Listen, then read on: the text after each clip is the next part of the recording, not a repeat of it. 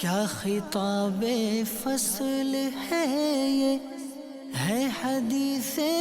مصطفیٰ، حیرتوں میں عقل ہے یہ، ہے حدیث مصطفیٰ۔ الحمد للہ رب العالمین والصلاة والسلام على سید الانبیاء والمرسلین، اما بعد فاعوذ باللہ من الشیطان الرجیم، بسم اللہ الرحمن الرحیم۔ الصلاة والسلام علیک یا رسول اللہ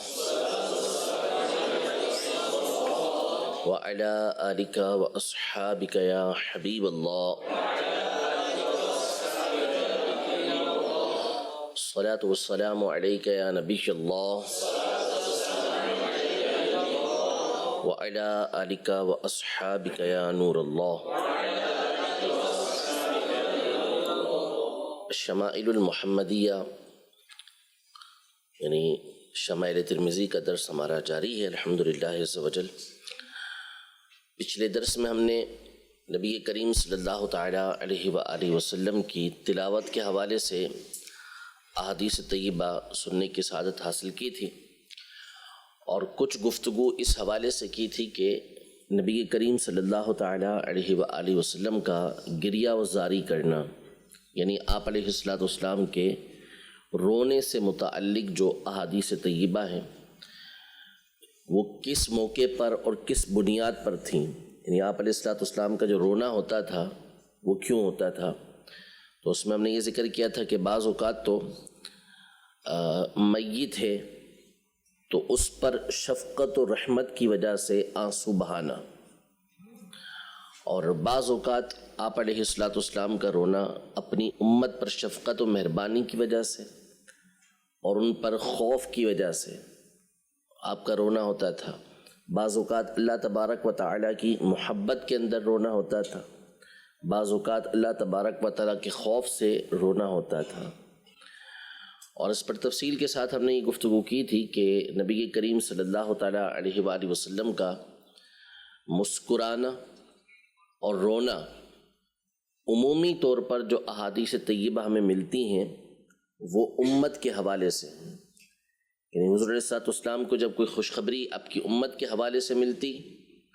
تو اس پر آپ خوش ہوا کرتے تھے، مسکراہٹ آپ کے چہرے پر آتی۔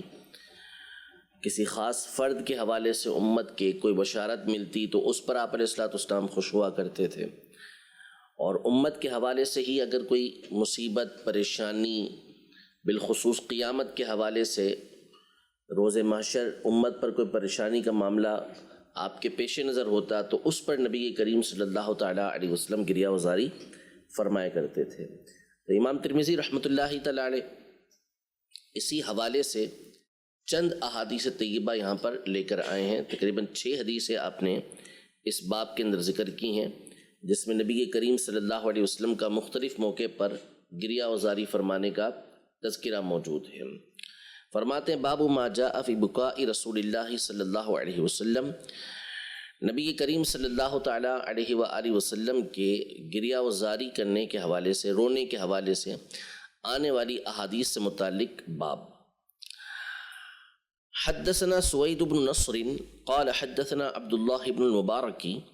عن حماد بن سلمة عن ثابت عن مطرف وهو ابن عبد الله بن الشخير عن أبيه قال أتيت رسول الله صلى الله تعالى عليه وسلم وهو يصلي ولجوفه أزير كأزير المرجل من البكاء، یعنی حضرت عبداللہ بن شخیر رضی اللہ تعالی عنہ یہ فرماتے ہیں کہ میں نبی کریم صلی اللہ تعالیٰ علیہ وآلہ وسلم کی بارگاہ میں حاضر ہوا، اور آپ صلی اللہ تعالیٰ علیہ وآلہ وسلم نماز پڑھ رہے تھے، اور آپ علیہ السلام کے سینہ مبارکہ سے رونے کی وجہ سے ایسی آواز آ رہی تھی جیسے کہ ہنڈیا میں سے آواز آتی ہے۔ یہ مشہور حدیث مبارکہ ہے کہ نبی کریم صلی اللہ علیہ وسلم نماز پڑھ رہے ہیں اور جیسا ہنڈیا ابلتی ہے تو اس کے ابلنے کی جیسی آواز آتی ہے،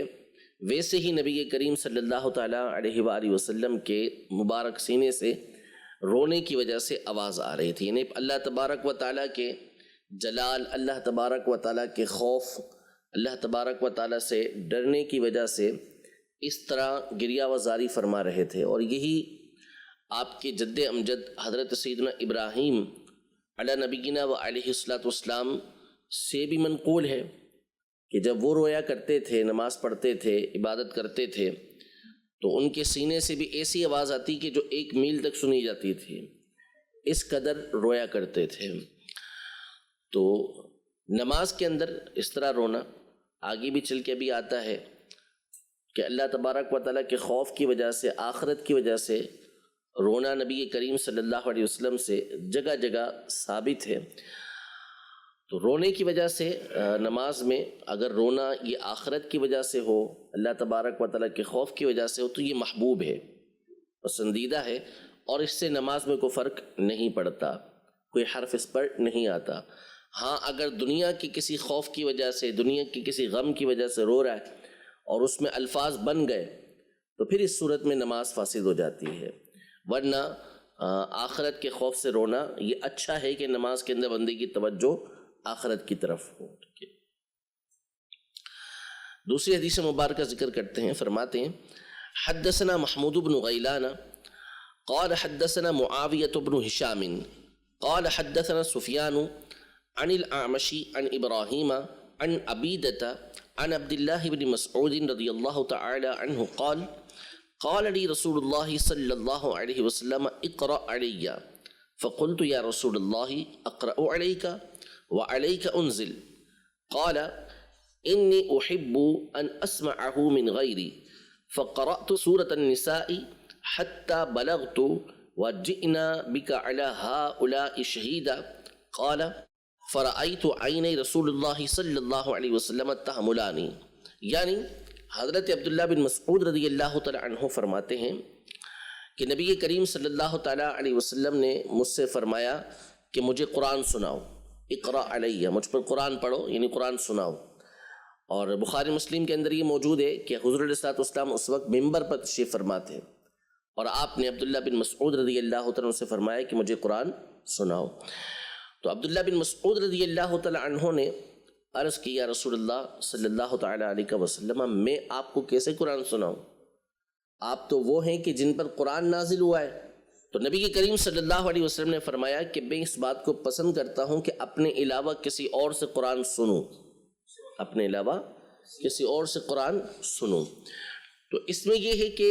جو افضل ہو وہ مفضول سے بعض اوقات کوئی چیز سنتا ہے تو اس میں کوئی حرج نہیں ہوتا، کہ یہ لازمی نہیں ہے کہ افضل ہی پڑھے اور مفضول جس کو فضیلت حاصل نہ ہو سامنے والے کے مقابلے میں تو وہ نہ پڑھے۔ دوسرا سننا اور پڑھنا، قرآن میں چونکہ نبی کریم صلی اللہ تعالیٰ علیہ وآلہ وسلم، صحابہ کرام علیہم رضوان، ہمارے اسلاف غور و فکر کیا کرتے تھے، تفکر کرتے تھے، تو جب بندہ پڑھتا ہے تو پڑھتے ہوئے اس کی بہت زیادہ توجہ ادائیگی پر ہوتی ہے، اس کو ایک ایک بات کا لحاظ رکھنا پڑتا ہے کہ میں صحیح طریقے سے ادائیگی کر رہا ہوں یا نہیں،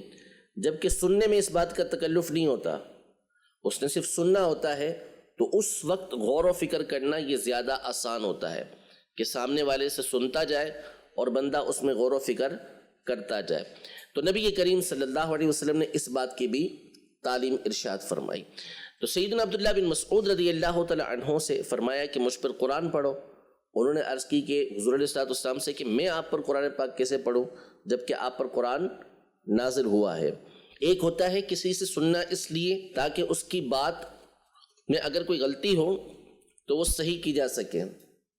یا اس کی بات کو مضبوط کیا جا سکے کہ اس نے اچھی طریقے سے یاد رکھا یا نہیں رکھا۔ تو عبداللہ بن مسعود رضی اللہ تعالی عنہ اتنا سمجھ چکے تھے کہ نبی کریم صلی اللہ تعالیٰ علیہ وآلہ وسلم اس حوالے سے مجھ سے سوال نہیں کر رہے، اس حوالے سے مجھ سے سوال نہیں کر رہے کہ میرا قرآن سنیں کہ مجھے یاد بھی ہے یا نہیں ہے، کیونکہ خود نبی کریم صلی اللہ تعالیٰ علیہ وسلم نے ارشاد فرمایا کہ جو یہ چاہتا ہے کہ قرآن کو ویسا پڑھے جیسا کہ وہ نازل ہوا ہے تو ویسا پڑھے جیسا عبداللہ بن مسعود پڑھتے ہیں۔ تو اتنا تو عبداللہ بن مسعود رضی اللہ تعالیٰ عنہ جانتے ہی تھے۔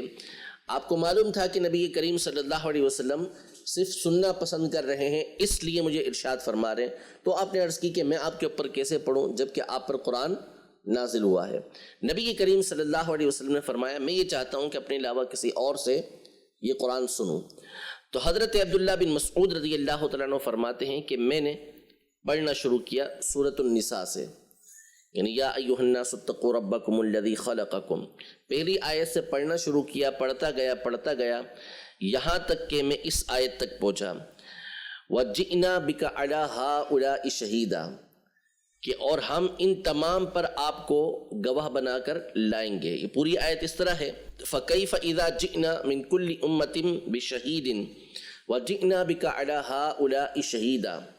یعنی قیامت کے دن انبیاء کرام علیہم السلام کو ان کی امتوں پر بطور گواہ لایا جائے گا، بطور گواہ لایا جائے گا اور ان سے پوچھا جائے گا. حالانکہ اللہ جانتا ہے کہ کیا آپ نے ان لوگوں تک احکام پہنچا دیے جو اللہ نے نازل کیا ان تک پہنچا دیا. تو یہ تمام کے تمام انبیاء کرام علیہم السلام اللہ کی بارگاہ میں عرض کریں گے کہ ہم نے اپنی امت تک تیرا پیغام پہنچا دیا. تو وہ امتیں انبیاء کرام علیہم السلام کو جھٹلائیں گی، وہ امتیں انبیاء کرام علیہ السلام کو جھٹلائیں گی کہ نہیں انہوں نے ہم تک پیغام نہیں پہنچایا، انہوں نے ہم تک پیغام نہیں پہنچایا. انبیاء کرام علیہ السلام سے پوچھا جائے گا اللہ تبارک و تعالیٰ کی طرف سے کہ بھئی تمہارا گواہ کون ہے، حالانکہ اللہ تبارک و تعالیٰ جانتا ہے. تو وہ کہیں گے کہ امت محمدیہ ہماری گواہ ہے. تو ہماری امت جو ہے وہ آ کے گواہی دے گی کہ یہ انبیاء کرام علیہ السلام سچ کہہ رہے ہیں، انہوں نے اپنی امت تک پیغام پہنچا دیا. تو دیگر امتیں ہمیں جھٹلائیں گی کہ یہ تو ہمارے بعد آئے، یہ تو ہمارے بعد آئے، ان کو کیا معلوم.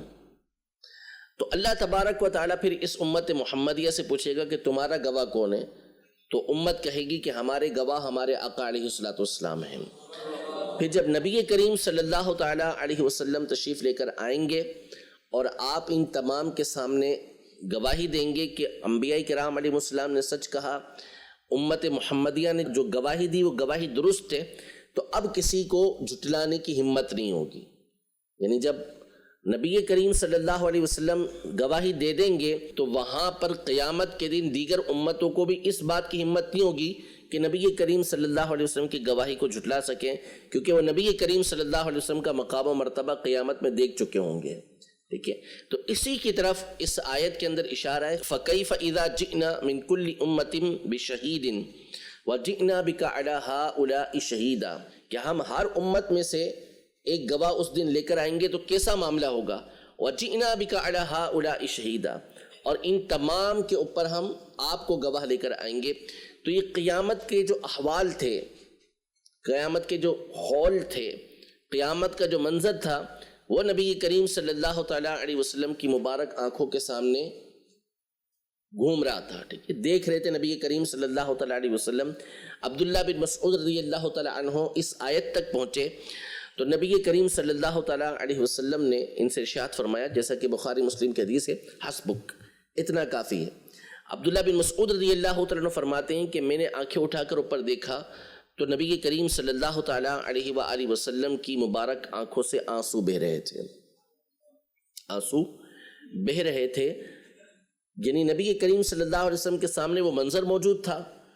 کہ فَكَيْفَ إِذَا جِئْنَا مِن كُلِّ أُمَّةٍ بِشَهِيدٍ وَجِئْنَا بِكَ عَلَىٰ هَٰؤُلَاءِ شَهِيدًا.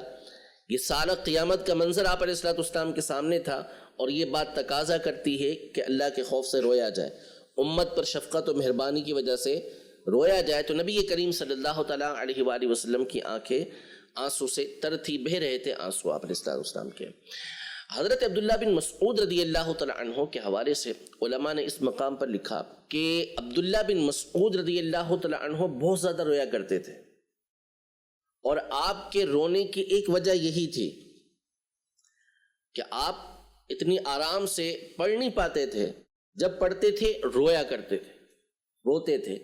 یہ تأثر قبول کیا تھا حضرت عبداللہ بن مسعود رضی اللہ تعالیٰ عنہ نے نبی کریم صلی اللہ تعالیٰ علیہ وآلہ وسلم کا، کہ انہوں نے جب نبی کریم صلی اللہ علیہ وسلم کو قرآن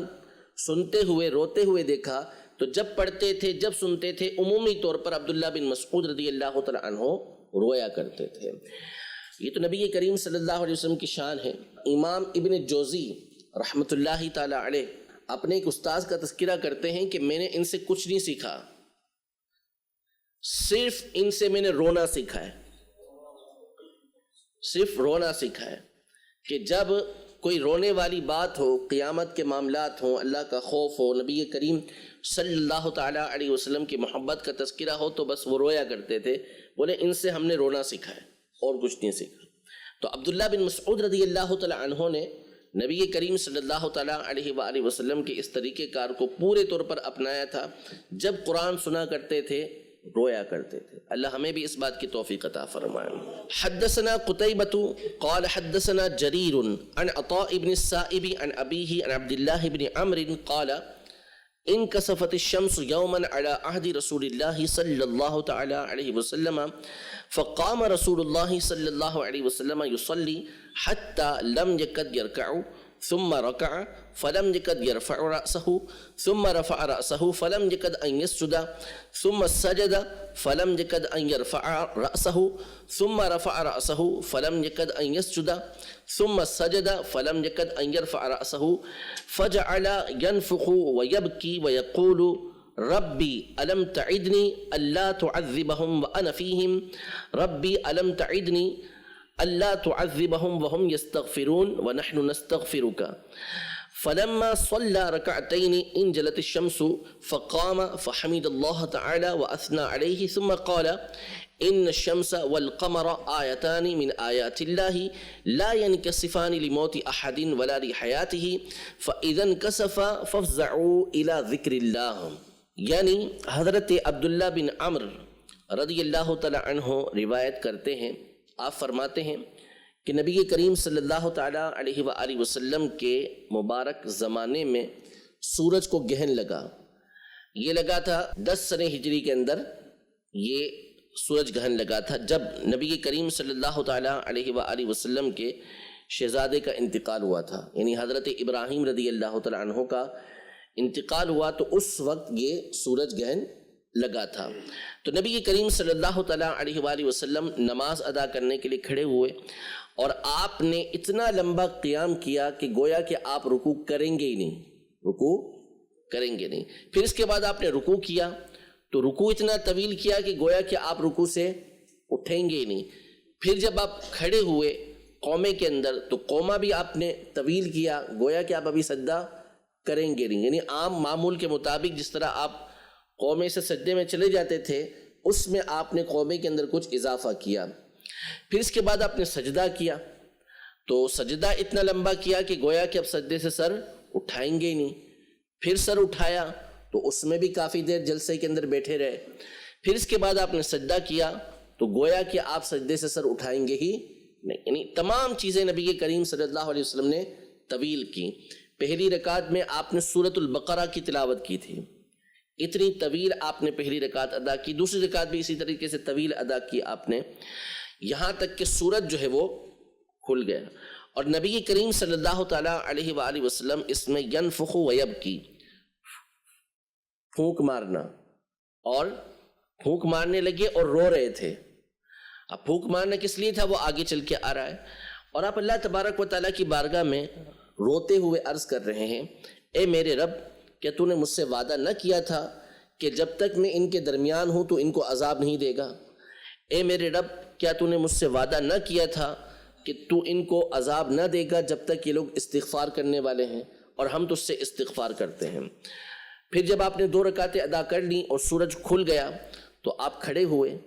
اور آپ نے اللہ کی حمد و ثنا کی۔ پھر اس کے بعد ارشاد فرمایا کہ بے شک سورج اور چاند یہ اللہ کی نشانیوں میں سے 2 نشانیاں ہیں، کسی کی موت اور کسی کی زندگی کی وجہ سے ان پر گہن نہیں لگتا۔ سورج اور چاند پر کسی کی موت یا زندگی کی وجہ سے گہن نہیں لگتا۔ جب ان دونوں کو گہن لگے تو اللہ کے ذکر کی طرف دوڑو، یعنی اللہ کو یاد کرنے کی طرف دوڑو، اللہ تبارک و تعالیٰ کا ذکر کرو جب سورج اور چاند کو گہن لگے۔ اب دیگر احادیث طیبہ کے اندر موجود ہے حضور علیہ السلام کا یہ پھونک مارنا کیوں تھا، اور حضور علیہ السلام کا اس طرح رونا کیوں تھا۔ تو سورج گہن جب لگا تھا اور نبی کریم صلی اللہ علیہ وسلم نے نماز پڑھی تھی تو اس میں اول تا آخر سب کچھ نبی کریم صلی اللہ علیہ وسلم کو دکھایا گیا تھا، اور آپ صلی اللہ تعالیٰ علیہ وسلم نے جنت اور دوزخ کو بھی دیکھا تھا۔ اب یہ جہنم کو جب دیکھا تو نبی کریم صلی اللہ علیہ وسلم یہ پھونک مارنے لگے، ٹھیک ہے، ایک فطری اعتبار سے، اور آپ علیہ السلام رونے لگے۔ تو پھونک مارنا اس طرح نہیں تھا کہ باقاعدہ کر کے آواز آئی ہو، بغیر آواز کے بھی پھونک ماری جاتی ہے، اس انداز میں نبی کریم صلی اللہ علیہ وسلم نے پھونک ماری، اور اسی طرح آپ رونے لگے کیونکہ جہنم کو دیکھا، اور گویا کہ جہنم جو ہے وہ آپ کی امت کی طرف بڑھ رہی ہے۔ تو حضور علیہ السلام روتے ہوئے اللہ تبارک و تعالیٰ کی بارگاہ میں عرض کرتے ہیں کہ میرے رب، تو نے مجھ سے وعدہ تو کیا تھا کہ وَمَا كَانَ اللَّهُ لِيُعَذِّبَهُمْ وَأَنْتَ فِيهِمْ، کہ اے محبوب جب تک آپ ان کے درمیان تشریف فرما ہے میں ان کو عذاب دینے والا اللہ کی شان نہیں کہ ان کو عذاب دے، جب تک اے محبوب آپ تشریف فرما ہے۔ یعنی آپ کی جو رحمت ہے وہ اس بات کا تقاضا کرتی ہے کہ اللہ تبارک و تعالیٰ کافروں کو بھی عذاب نہیں دیتا۔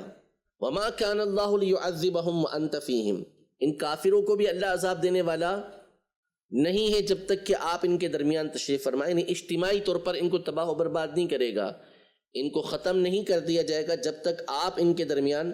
تشریف فرما ہے۔ اور اللہ کی یہ شان نہیں کہ اللہ تبارک و تعالیٰ ان کو عذاب دے جب تک وہ اللہ سے معافی مانگنے والے، یعنی مسلمان جب تک اللہ سے معافی مانگتے رہیں گے، استغفار کرتے رہیں گے، اللہ تبارک و تعالیٰ ان کو اجتماعی عذاب نہیں دے گا۔ تو نبی کریم صلی اللہ علیہ وسلم امت کو یاد کرتے ہوئے اور اس حال کو دیکھتے ہوئے اللہ کی بارگاہ میں عرض کرتے ہیں کہ یا اللہ، تو نے مجھ سے وعدہ تو کیا تھا کہ تو ان کو اس وقت تک عذاب نہیں دے گا جب تک میں ان کے درمیان ہوں، تو میں موجود تو ہوں، تو ان کو عذاب کیسے؟ یہ ایک کیفیت پیدا ہوئی، حالانکہ آپ کو معلوم تھا نبی کریم صلی اللہ علیہ وسلم کو کہ ابھی ان کو عذاب نہیں دیا جا رہا، لیکن امت پر شفقت و مہربانی کی وجہ سے اللہ تبارک و تعالیٰ کی بارگاہ میں آپ اس طرح گریہ وزاری کرنے لگے کہ یا اللہ، ہم تجھ سے استغفار کر رہے ہیں، اور تو نے یہ ارشاد فرمایا ہے کہ جب تک ہم استغفار کرتے رہیں گے تو ان کو عذاب نہیں دے گا۔ پھر اس کے بعد جب نبی کریم صلی اللہ علیہ وسلم نماز پڑھ کر فارغ ہوئے تو آپ نے سورج گہن اور چاند گہن کی حقیقت کو بیان کیا، کیونکہ اس وقت حضرت ابراہیم رضی اللہ تعالی عنہ کا وصال ہوا تھا، تو ایک بڑی تعداد تھی کہ جس کا یہ کہنا تھا کہ یہ سورج گہن جو لگا ہے یہ حضرت ابراہیم رضی اللہ تعالی عنہ کی وفات کی وجہ سے لگا ہے، ان کے انتقال کی وجہ سے لگا ہے، ایک بہت بڑی ہستی کا انتقال ہوا تو اس وجہ سے سورج کے اوپر گہن لگ گیا۔ تو نبی کریم صلی اللہ علیہ وسلم نے فرمایا کہ ایسا نہیں ہے،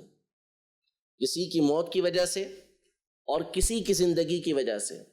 سورج اور چاند کو گہن نہیں لگتا۔ یہ حیات کا جو لفظ نبی کریم صلی اللہ علیہ وسلم نے استعمال فرمایا کہ کسی کی زندگی کی وجہ سے، یہ معجزہ ہے نبی کریم صلی اللہ علیہ وسلم کا۔ اس طرح معجزہ ہے کہ بعض شارحین کے مطابق جب سورج کو گہن لگا تو اسی سال حجاج پیدا ہوا تھا، حجاج بن یوسف۔ تو اس پر بعد کے لوگوں نے کہا کہ یہ سورج گہن لگا اس لیے تھا کہ آج حجاج پیدا ہوا، حجاج بن یوسف پیدا ہوا تو اس کی وجہ سے یہ سورج گہن لگا تھا۔ تو نبی کریم صلی اللہ علیہ وسلم نے پہلے ہی ارشاد فرما دیا کہ کسی کی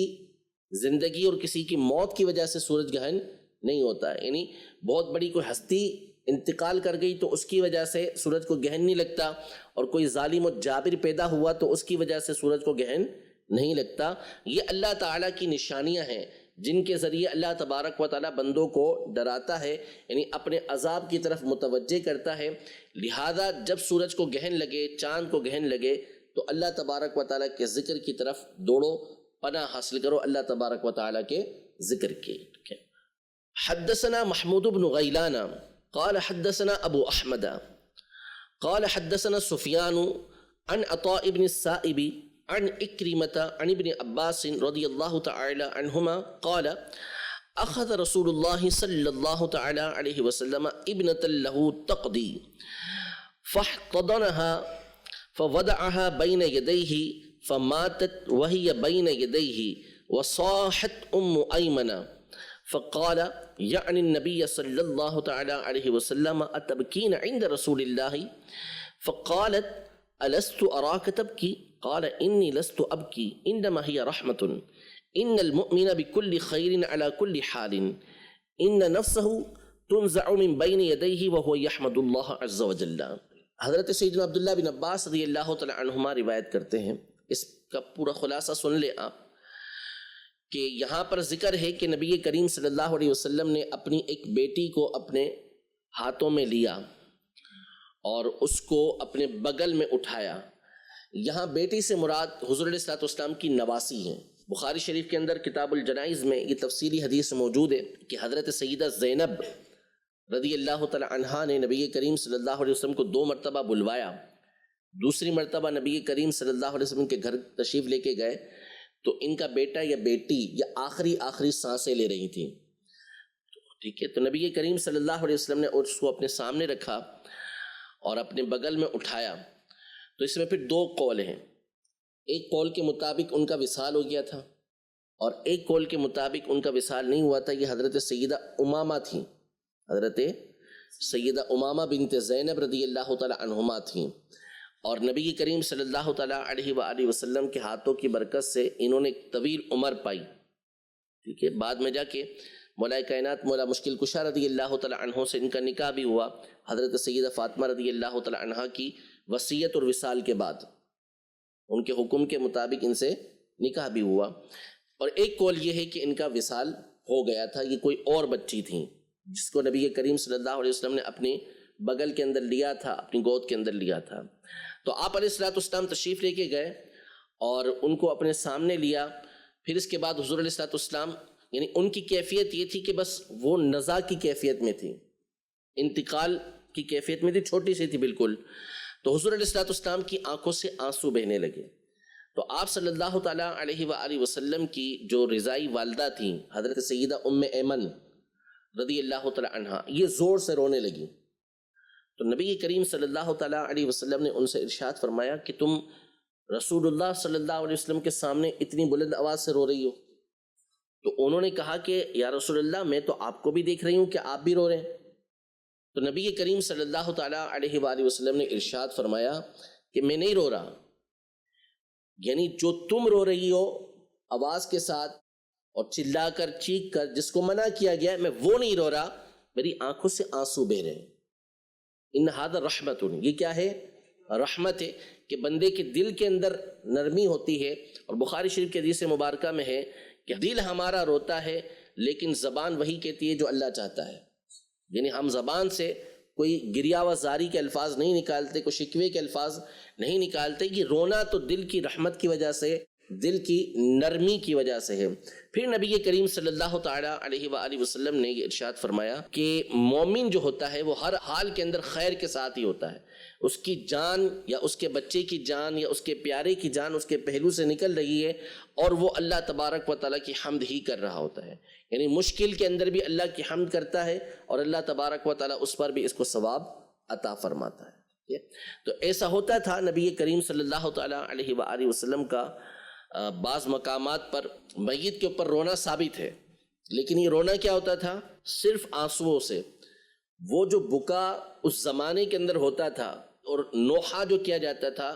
یہ نبی کریم صلی اللہ تعالیٰ علیہ وآلہ وسلم کا طریقہ کار نہیں تھا. اس سے نبی کریم صلی اللہ علیہ وسلم نے منع فرمایا. باقی آنسو کا بہنا یہ تو دل کی نرمی کی وجہ سے ہوتا ہے. دل سخت ہو جائے تو پھر آنسو نہیں نکلتے، دل نرم ہو تو پھر آنسو نکلا کرتے ہیں. اگلی حدیث مبارکہ ملاحظہ فرمائیں. حدثنا محمد بن بشار قال حدثنا عبد الرحمن بن مہدی قال حدثنا سفیان عن عاصم بن عبید اللہ عن القاسم بن محمد عن عائشة رضی اللہ تعالی عنہا ان رسول اللہ صلی اللہ تعالی علیہ وسلم قبل عثمان بن مذعون وهو میت وهو يبكي او قال عیناہ تہراقان. یعنی حضرت سیدہ عائشہ رضی اللہ تعالی عنہا فرماتی ہیں کہ نبی کریم صلی اللہ تعالی علیہ وآلہ وسلم نے حضرت سیدنا عثمان بن مذعون جب ان کا انتقال ہو گیا تو ان کی آنکھوں کے درمیان یا سر پر بوسہ لیا. نبی کریم صلی اللہ علیہ وسلم نے ان کی پیشانی کو بوسہ دیا اور آپ صلی اللہ تعالی علیہ وآلہ وسلم رو رہے تھے یا آپ صلی اللہ تعالی علیہ وسلم کی آنکھوں سے آنسو بہ رہے تھے. تو یہ حضرت عثمان بن مظعون رضی اللہ تعالی عنہ نبی کریم صلی اللہ تعالی علیہ وآلہ وسلم کے رضائی بھائی بھی تھے، اور آپ کے قبیلے کے فرد تھے، قریش سے تعلق رکھتے تھے، قرشی تھے، اور بالکل ابتدا کے اندر اسلام لے کر آئے تھے۔ 14ویں شخص تھے آپ کہ جو اسلام لے کر آئے تھے۔ 13 افراد کے بعد اسلام لانے والے آپ تھے، اور آپ نے حبشہ کی طرف بھی ہجرت کی تھی، مدینہ شریف کی طرف بھی ہجرت کی تھی، اور آپ بدری بھی تھے۔ تو بہت ساری فضیلتیں آپ کو حاصل تھیں، اور مہاجرین میں سے سب سے پہلے مدینہ منورہ میں جن کا انتقال ہوا وہ یہی تھے، حضرت عثمان بن مظعون رضی اللہ تعالی عنہ۔ تو نبی کریم صلی اللہ تعالی علیہ وآلہ وسلم ان کے انتقال پر بہت غم زدہ ہوئے تھے، تو اسی غم کی وجہ سے آپ علیہ السلام کی آنکھوں سے آنسو بہہ رہے تھے، اور آپ صلی اللہ علیہ وسلم نے ان کی پیشانی کے درمیان یا دونوں آنکھوں کے درمیان بوسہ لیا تھا۔ اور یہ بھی طریقہ کار ہے کہ میت کی آنکھوں کے درمیان بوسہ لینا، یہ نبی کریم صلی اللہ علیہ وسلم کا طریقہ کار ہے، یعنی اپنا جو محرم ہے جس کا بوسہ لینا دنیا میں جائز تھا، تو اس کا بعد وصال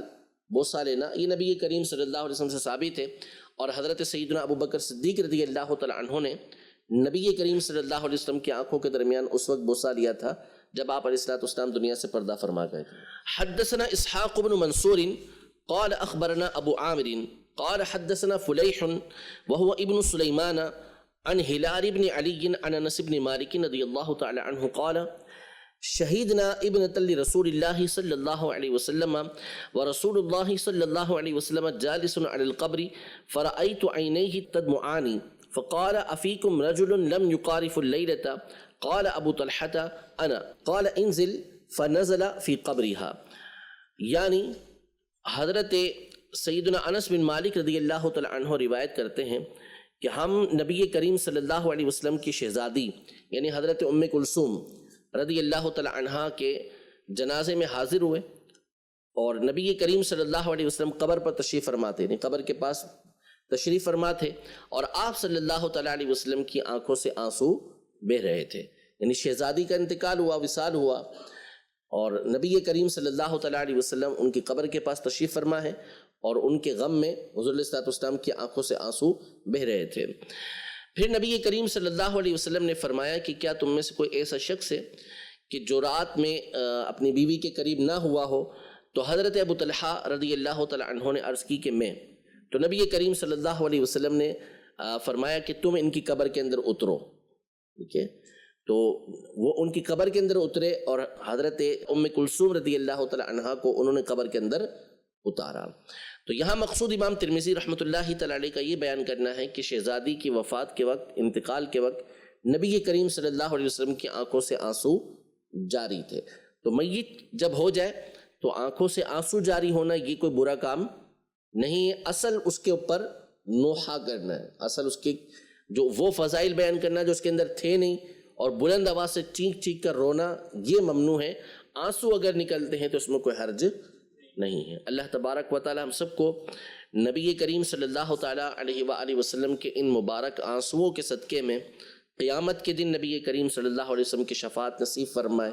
اور نبی کریم صلی اللہ علیہ وسلم کی اطاعت و فرما برداری کرنے کی توفیق عطا فرمائے۔ آپ علیہ السلام کی امت کی محبت کے صدقے میں اللہ تبارک و تعالی ہم سب کو نبی کریم صلی اللہ علیہ وسلم کی کامل محبت نصیب فرمائے، آمین بجاہ النبی الامین صلی اللہ تعالی علیہ وآلہ وسلم۔ کیا خطاب فصل ہے یہ ہے حدیث مصطفیٰ، حیرتوں میں عقل ہے یہ ہے حدیث مصطفیٰ۔